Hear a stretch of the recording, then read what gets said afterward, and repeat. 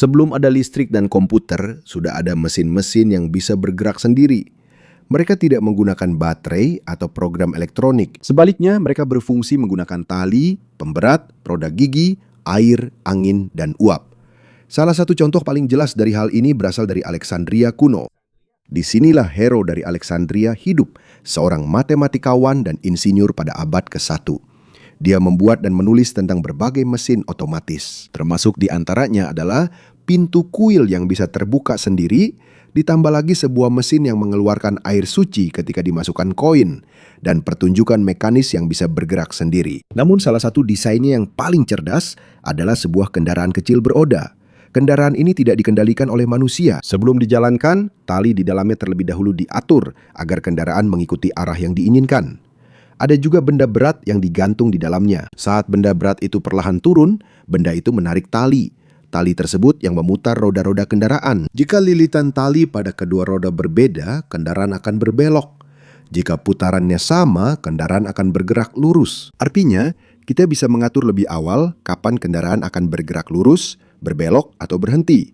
Mirip seperti program sederhana. Namun alih-alih kode komputer, tali dan bagian yang berputar yang memberikan perintah. Sistem seperti ini digunakan pada sebuah teater miniatur yang bergerak.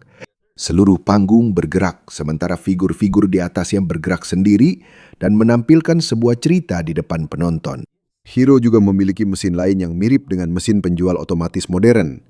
Ketika seseorang memasukkan koin, koin itu jatuh ke wadah kecil yang terhubung ke tuas. Karena berat koin, katup akan terbuka sebentar dan mengeluarkan jumlah air suci yang tepat. Ketika koin jatuh dari wadah, katup akan menutup secara otomatis. Mekanismenya sederhana, tapi ide utamanya sama dengan mesin penjual otomatis. Sekarang, masukkan uang dan mesin akan secara otomatis mengeluarkan produk di sisi lainnya. Sebelum hero dari Alexandria lahir, sudah ada cerita lama di Tiongkok tentang seseorang yang membuat sesuatu yang berhubungan dengan bagian-bagian mekanis. Ini dapat ditemukan dalam teks Taois kuno yang disebut Liezi. Dalam cerita tersebut, seorang pengrajin bernama Yan Xi menunjukkan sebuah figur mekanis seukuran manusia kepada Raja Mu dari Zhou. Konon, itu tampak seperti manusia sungguhan, bisa berjalan, menggerakkan kepala, bernyanyi, dan menari. Ketika figur itu bergerak dengan cara yang membuat marah sang raja, Yan Xi membuka figur tersebut. Di dalamnya terlihat bagian-bagian yang terbuat dari kayu, kulit, lem, dan lak. Tapi kita tidak boleh langsung mengatakan bahwa itu benar-benar robot.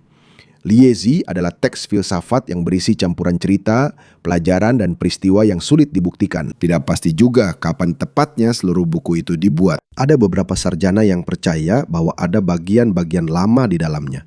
Tetapi versi yang sampai kepada kita mungkin telah disusun atau digabungkan pada masa-masa terakhir. Tidak ada juga mesin, gambar, atau instruksi yang jelas tentang bagaimana manusia mekanik buatan Yan Xi dibuat. Jadi lebih tepat menganggap ini sebagai cerita kuno tentang sebuah automasi, bukan sebagai penemuan arkeologi yang sudah dikonfirmasi, tapi tetap saja sangat mengagumkan. Meskipun begitu, sangat mungkin cerita ini berasal dari boneka atau figur mekanik yang lebih sederhana yang hanya bisa melakukan gerakan terbatas. Para pengrajin Tiongkok kuno sudah mengetahui cara membuat mekanisme busur silang, kunci, jam air, dan mesin-mesin lain yang memiliki bagian-bagian yang bergerak.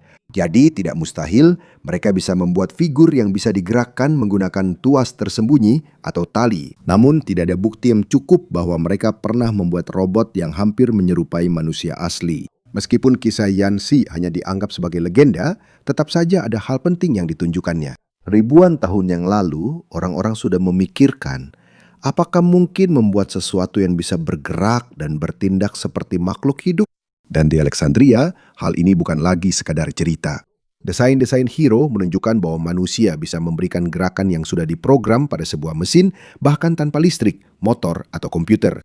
Faktanya, hero dari Alexandria tidak hanya merancang kendaraan sederhana. Dia juga membuat teater otomatis yang bisa menampilkan seluruh adegan tanpa ada orang yang mengoperasikannya. Di atas panggung kecil ada figur-figur yang bergerak, ada pintu-pintu yang terbuka, dan adegan-adegan yang berubah dengan sendirinya. Semua bekerja menggunakan pemberat, tali, katrol, poros, dan bagian-bagian yang berputar. Ketika sistem sudah dijalankan, ia akan langsung menampilkan pertunjukan yang sudah dipersiapkan. Ini bukanlah robot sungguhan yang bisa berpikir. Ia hanya mengikuti gerakan yang sudah diatur oleh pembuatnya sebelum pertunjukan dimulai. Tapi gagasan ini sangat penting. Perintah mesin seolah-olah tertulis pada susunan tali. Jika lilitannya diubah, gerakan dan waktu setiap bagian juga ikut berubah. Di depan penonton, pertunjukan itu mungkin terlihat seperti sulap, tapi di balik panggung, fisika dan desain yang teliti yang menjalankan semuanya. Hiro juga menggunakan panas dan udara agar pintu besar kuil bisa terbuka dengan sendirinya. Ketika api dinyalakan di altar, udara di dalam wadah tersembunyi menjadi panas dan mengembang. Hal ini mendorong air menuju wadah yang tergantung. Saat wadah itu semakin berat, wadah tersebut menarik tali yang terhubung ke pintu. Karena itu, pintu perlahan-lahan terbuka. Ketika api dipadamkan, udara menjadi dingin. Air kembali ke wadah semula dan pintu menutup dengan sendirinya. Bagi orang-orang yang tidak melihat mekanismenya, seolah-olah api itu sendiri yang mengendalikan pintu. Hero juga membuat Aiolipile. Ini adalah wadah bulat yang berputar ketika uap keluar dari dua pipa yang melengkung. Ini tidak digunakan untuk menggerakkan pabrik atau kendaraan. Ini hanyalah sebuah demonstrasi tentang bagaimana uap dapat menghasilkan putaran.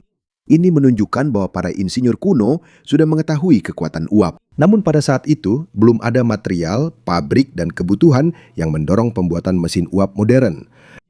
Setelah berabad-abad, mesin otomatis semakin berkembang di Baghdad. Pada abad ke-9 hiduplah 3 bersaudara, Muhammad, Ahmad, dan Al-Hasan. Mereka lebih dikenal sebagai Banu Musa. Ketiganya mempelajari matematika, astronomi, dan teknik. Mereka juga menjadi bagian dari masa ketika Baghdad menjadi pusat pembelajaran yang besar. Mereka menulis kitab Al-Hiyal atau buku tentang perangkat-perangkat cerdik. Di dalamnya dijelaskan sekitar 100 perangkat mekanik. Banyak dari desain mereka yang menggunakan air, udara, katup, dan pelampung. Ada wadah yang secara otomatis memberikan jumlah minuman yang tepat.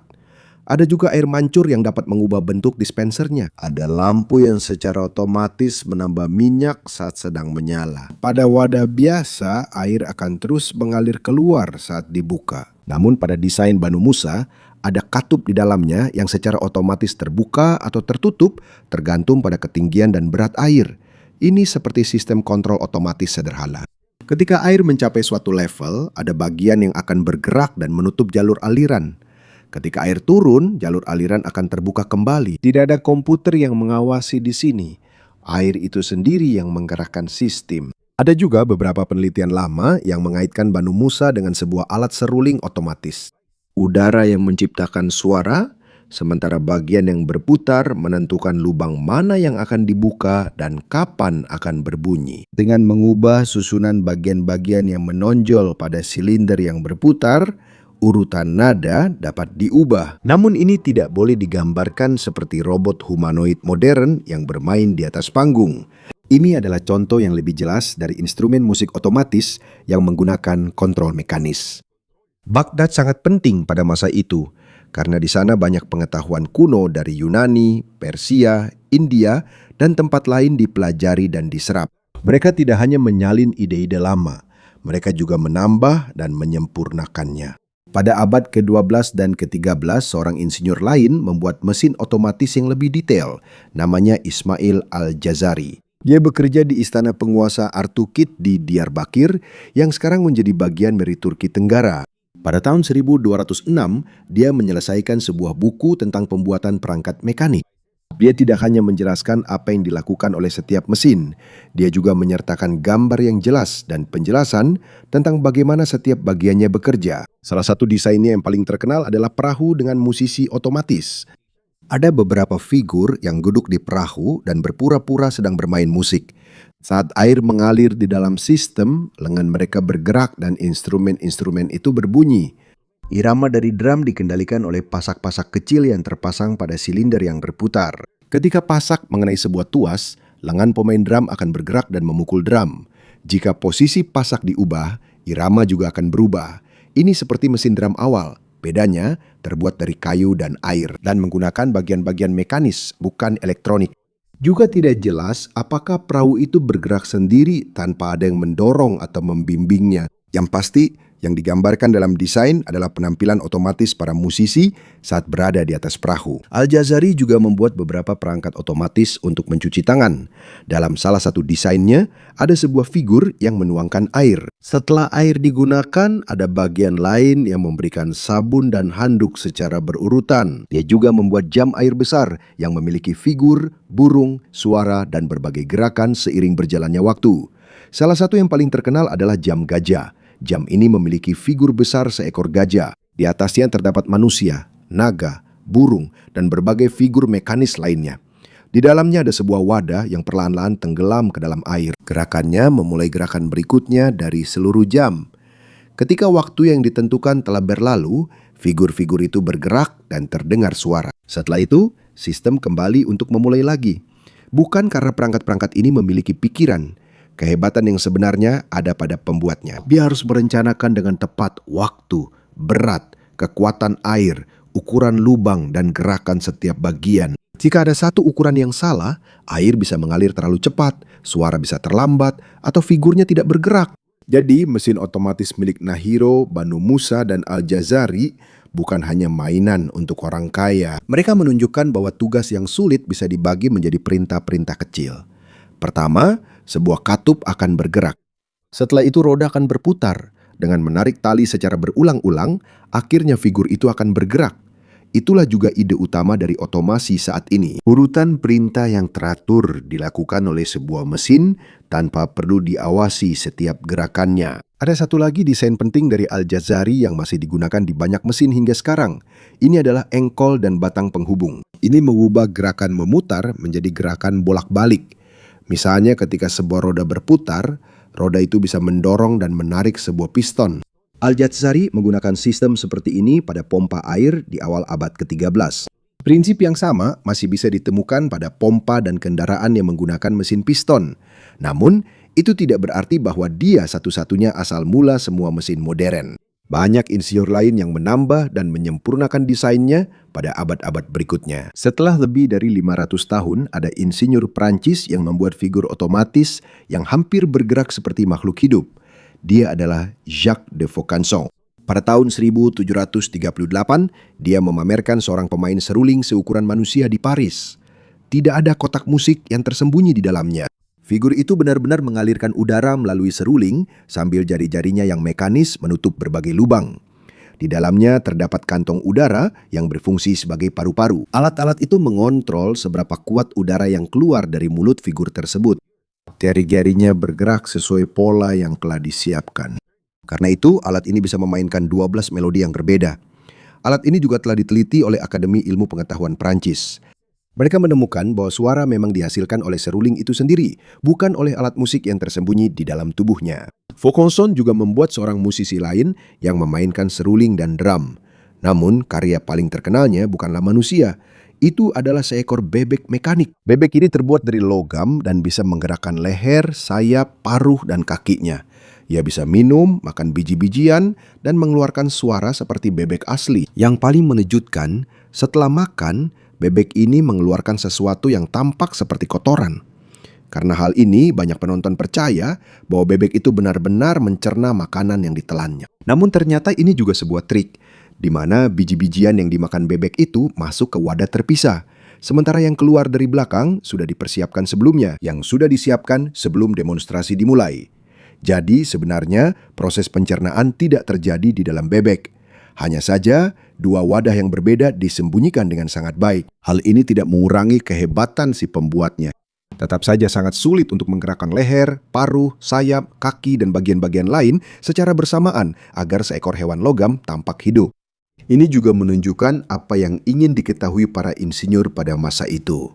Seberapa banyak gerakan makhluk hidup yang bisa ditiru oleh sebuah mesin. Akhirnya, bebek asli itu rusak dan hilang. Yang tersisa hanyalah gambar-gambar lama, deskripsi, dan replika yang dibuat berdasarkan catatan tentangnya. Pekerjaan Vaucanson juga tidak berhenti di bidang hiburan. Ia ditugaskan untuk membantu industri sutra di Prancis. Dia membuat cara agar penenunan kain menjadi lebih otomatis. Dia menciptakan alat tenun yang menggunakan bagian berlubang untuk mengontrol benang mana yang akan bergerak. Desainnya tidak sepenuhnya berhasil pada masanya. Namun beberapa idenya kemudian disempurnakan dalam alat tenun Jacquard. Pada alat tenun Jacquard, lubang-lubang pada kartu menentukan benang mana yang akan diangkat. Jika pola lubangnya berbeda, maka desain yang muncul pada kain juga akan berbeda. Ini seperti instruksi yang ditulis menggunakan lubang-lubang. Sistem ini menjadi penting dalam sejarah komputasi karena menunjukkan bahwa instruksi dapat ditempatkan pada benda fisik dan dibaca oleh mesin. Tapi tidak benar untuk mengatakan bahwa Vaucanson adalah orang yang membuat komputer pertama. Karya tekstilnya hanyalah salah satu langkah yang mengarah pada mesin-mesin yang dapat diprogram yang lebih maju. Sementara Vaucanson membuat hewan otomatis di Prancis, sebuah keluarga pembuat jam asal Swiss sedang mempersiapkan figur yang lebih rumit. Mereka adalah keluarga Jacques-Jacquedros. Pada tahun 1770-an, Pierre-Jacques Jacquedros bersama putranya Henry Louis dan rekan mereka Jean-Frédéric Lechot membuat 3 otomaton yang terkenal. Ada musisi, ada seniman yang menggambar, dan ada anak kecil yang menulis. Yang paling terkenal di antara mereka adalah The Writer. Ini adalah figur seorang anak laki-laki yang duduk di depan meja. Dia memegang pena dan ada kertas di depannya. Ketika dijalankan, dia mendekatkan pena ke tinta, membuang kelebihan tinta, dan mulai menulis. Tangannya bergerak perlahan. Mata dan kepalanya juga mengikuti ujung pena. Dia tidak hanya bisa menyalin satu kata yang tetap. Ada sistem di dalamnya yang bisa diatur untuk memilih huruf. Karena itu, alat ini bisa membuat pesan hingga 40 karakter. Di dalam tubuhnya terdapat ribuan bagian kecil. Ada cam yang mengontrol setiap gerakan tangan, ke atas, ke bawah, ke kiri, ke kanan, dan seberapa kuat pena ditekan ke kertas. Karena pemilihan huruf dan gerakan tangan terpisah, ini bisa dianggap sebagai mesin penulis awal yang dapat diprogram. Mesin ini tidak memahami apapun. Saat menulis kata-kata, mesin ini juga tidak memiliki pikiran sendiri. Mesin ini hanya melakukan persis seperti instruksi yang dimasukkan oleh pembuatnya ke dalamnya. The Writer dan 2 otomaton Jacquedros lainnya tetap berada di Museum Seni dan Sejarah di Neuchâtel, Swiss. Benda-benda ini dirawat sebagai contoh penting dari rekayasa abad ke-18. Dari luar, mereka hanya terlihat seperti mainan orang kaya. Namun di dalamnya, mereka menunjukkan sebuah ide yang tetap penting hingga sekarang. Menulis, bermain musik, dan menggambar dapat dipecah menjadi banyak gerakan yang sangat presisi. Dan kemudian, gerakan-gerakan itu dijalankan oleh sebuah mesin. The Writer bahkan lebih rumit daripada yang terlihat dari luar. Ketika pena mencapai ujung baris, tangannya secara otomatis kembali ke awal. Ketika membutuhkan tinta baru, dia akan mencelupkan pena ke dalam tinta lagi. Huruf-hurufnya juga tidak terlihat seperti hasil printer. Setiap huruf memiliki garis tebal dan tipis, seperti tulisan tangan asli. Ada ribuan bagian kecil di dalam tubuhnya. Setiap gerakan tangan, kepala, dan mata dikendalikan oleh bagian-bagian terpisah. Yang lebih mengagumkan, pesan yang ditulisnya bisa diganti. Ada sistem berputar di dalamnya yang menentukan huruf mana yang akan dibuat dan urutan yang benar. Mesin ini bisa menulis pesan hingga 40 karakter. Mesin ini tidak memahami arti kata-kata. Namun, mesin ini bisa diberikan instruksi baru tanpa harus mengubah seluruh mekanismenya. Itulah sebabnya, The Writer dianggap sebagai salah satu automaton pertama yang dapat diprogram. Di museum yang sama, ada 2 figur lain yang dibuat oleh Pierre Jacquedros, Henry Louis Jacques Jacquedros, dan Jean-Frédéric Lechot antara tahun 1768 dan 1774. Yang pertama adalah The Draftsman. Ini juga merupakan sosok anak tetapi memegang pensil. Ia mampu membuat 4 gambar yang berbeda. Termasuk di dalamnya gambar seekor anjing, potret tokoh kerajaan, dan adegan Kupip yang sedang menaiki kereta kecil. Saat sedang menggambar, ia kadang-kadang berhenti dan meniup kertasnya seolah-olah menghilangkan debu dari pensil. Yang kedua adalah The Musician. Ini adalah sosok seorang wanita yang duduk di depan organ kecil. Ia tidak hanya berpura-pura sedang bermain musik, ia benar-benar menekan jari-jarinya pada tuts untuk menghasilkan suara. Ia bisa memainkan 5 melodi. Kepala dan matanya juga bergerak mengikuti gerakan tangannya sendiri. Dadanya pun sedikit terangkat agar terlihat seperti sedang bernapas.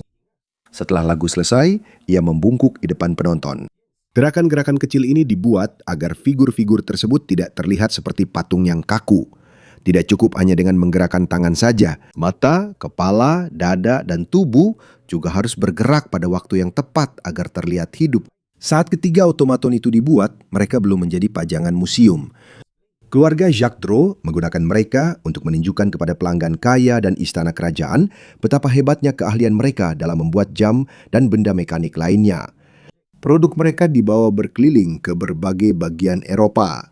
Bisnis mereka juga mencapai pasar besar di Asia, termasuk Istana Kekaisaran Tiongkok. Cara mereka menjual sangat cerdas. Alih-alih hanya mengatakan bahwa mereka hebat dalam membuat jam, mereka menampilkan anak yang sedang menulis, anak yang sedang menggambar, dan perempuan yang sedang bermain musik. Ketika seorang raja atau pengusaha kaya melihat ini, mereka langsung berpikir bahwa jika mereka bisa membuat figur yang serumit ini, mereka juga pasti bisa membuat jam yang sangat indah. Jadi, automaton itu bukan hanya pertunjukan. Mereka juga seperti iklan berjalan yang menunjukkan bakat mereka. 3 figur itu sampai di Museum Seni dan Sejarah di New South Neuchâtel pada awal abad ke-20. Mereka tetap di sana sebagai beberapa figur otomatis paling penting yang dibuat pada abad ke-18. Tapi itu tidak berarti mereka selalu dijalankan. Bagian-bagian mereka sudah tua dan rapuh. Mereka harus diawasi dan diperbaiki oleh para spesialis agar tidak benar-benar rusak. Saat ini, sang penulis tetap dipajang, tetapi untuk sementara tidak berfungsi karena masalah teknis. Demonstrasi yang dijadwalkan untuk sang penggambar dan sang musisi tetap berlangsung. Ketiga benda ini penting karena dengan jelas menunjukkan perbedaan antara gerakan otomatis dan kecerdasan sejati. Mereka bisa menulis, menggambar, dan bermain musik, tapi mereka tidak bisa membuat keputusan sendiri. Sang penulis tidak bisa memilih apa yang ingin dia katakan. Sang penggambar tidak bisa memikirkan gambar baru. Sang musisi juga tidak bisa memilih lagunya sendiri. Semua tindakan mereka berasal dari instruksi yang dimasukkan oleh pembuatnya ke dalam diri mereka. Itulah juga batasan utamanya. Dengan banyaknya sistem otomatis sekarang, sebuah perangkat mungkin sangat cepat dan sangat hebat. Tapi tetap saja, itu tergantung pada desain, data, dan perintah yang diberikan oleh manusia. Jadi, tidak benar jika dikatakan bahwa setiap automaton kuno adalah nenek moyang langsung dari robot modern. Teknologi mereka berbeda dan mereka tidak memiliki elektronik, sensor, atau kecerdasan buatan. Namun, pertanyaan yang mereka coba jawab tetap sama. Seberapa banyak pekerjaan manusia yang bisa dibagi menjadi langkah-langkah kecil dan dilakukan oleh suatu benda tanpa campur tangan manusia? Dalam menulis, pertama-tama harus memilih huruf, menggerakkan tangan, menekan pena, dan berpindah ke bagian berikutnya. Dalam menggambar, harus mengontrol arah, panjang, dan ketebalan setiap garis. Dalam bermain musik, harus menekan tuts yang tepat pada waktu yang tepat. Ketika semua langkah itu sudah diatur, sebuah figur mekanis dapat melakukan gerakan yang sebelumnya hanya bisa dilakukan oleh manusia. Disitulah dimulai ide besar tentang otomatisasi. Bukan tentang menciptakan mesin yang benar-benar hidup, melainkan pada pemahaman bahwa suatu tugas yang rumit bisa dipecah, diatur, dan diulang. Dari kayu, logam, air, dan mekanisme jam, manusia secara perlahan belajar bagaimana memasukkan instruksi ke dalam sebuah perangkat. Sekarang kita menggunakan kode elektronik, tapi tantangannya tetap sama. Bagaimana kamu mengajarkan sesuatu yang tidak punya pikiran untuk melakukan suatu tugas dengan benar? Itulah alasan mengapa automaton lama masih penting hingga sekarang. Mereka tidak membuktikan bahwa sudah ada robot canggih pada zaman kuno. Yang mereka buktikan adalah manusia sudah mulai berpikir tentang otomasi, pemrograman, dan meniru gerak makhluk hidup jauh lebih awal dari yang kita kira.